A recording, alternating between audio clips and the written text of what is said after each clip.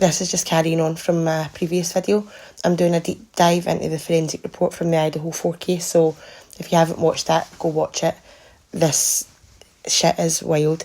Right, so item 31.1 indicates a mixture of DNA with a major profile, which matches that previously obtained from the reference sample, so it's Ethan's. It's got a two-person mixture.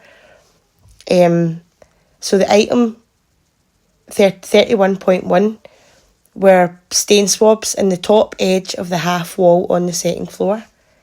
That is crazy. Ethan's blood was on the half wall mixed with someone else's. DNA profiles obtained from items 37.1 and 37.2 were to be from the same unknown male C. Now, I can't remember right now if unknown male C is anywhere else in the house. If it is, this is absolutely crazy. And then I thought they took DNA from the roommates and stuff. So if this remains unknown, who does it belong to and why didn't they find out of whoever lived in the house? Because this is Jack D's house. And it's the same person's blood who's in Jack D's house. Anyway, items 38 and 39, they're John Showalter's. They're from John Showalter's living room and a bathroom or something like that. But they're his blood. Now, that for me doesn't exclude John Showalter because it just means that he was bleeding. I don't recall them asking him how that happened. Like, when did you cut yourself? Because he wasn't seen immediately either. And his parents are doctors or something like that. I'm pretty sure they'd know how to clean a wound and help it heal. So, God, I don't know. But they were definitely John Showalter's anyway. Jack Showalter. Long live the Jacks. If you know, you know. Anything related to item 40 was on the glove in the driveway. So item 40.4 indicates a mixture of DNA with a major profile, assuming a two-person mixture. A second unknown individual is a potential contributor to the minor profile. The same unknown male D from item 40.1 is a potential contributor to the major DNA profile. Due to the low-level results and limited data, no conclusions can be made. Now again, more blood and you can't get any sort of profile from it, but you can get a full profile and do genetic genealogy testing on trace touch DNA, but you can't figure out a blood profile? Honestly. The partial DNA profile obtained from item 1.5, this is again on the sheath, indicates a mixture of DNA from two individuals.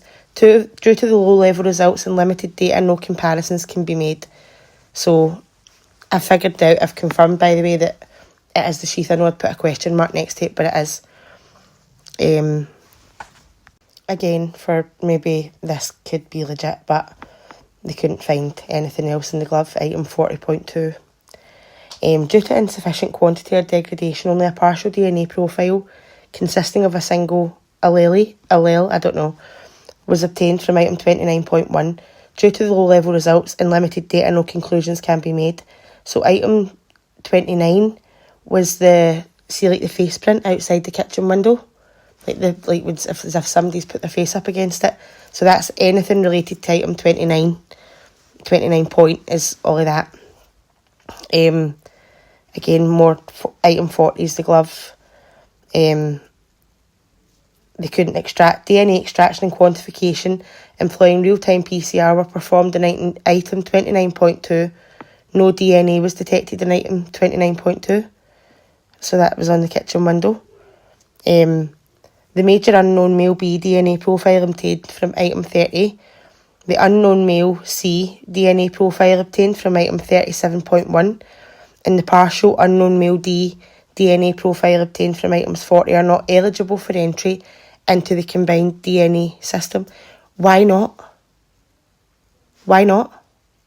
So that's the stuff from Jack D's house, the glove on the driveway, and the blood on the bottom handrail. and none of them can be put into CODIS. Why?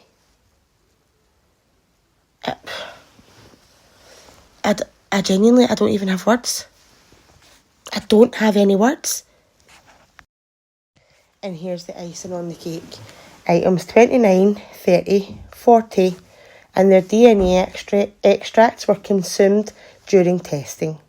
Items 23, 29 and 31 were consumed during testing. However, DNA extract remains for these items.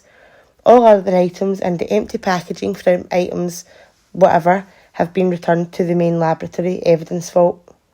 So, the blood from the above the stairwell, the DNA swabs, the blood on the bottom handrail, the blood on the wall mixed with Ethan's blood, all of them are ruined now. Oh well, and the house is gone.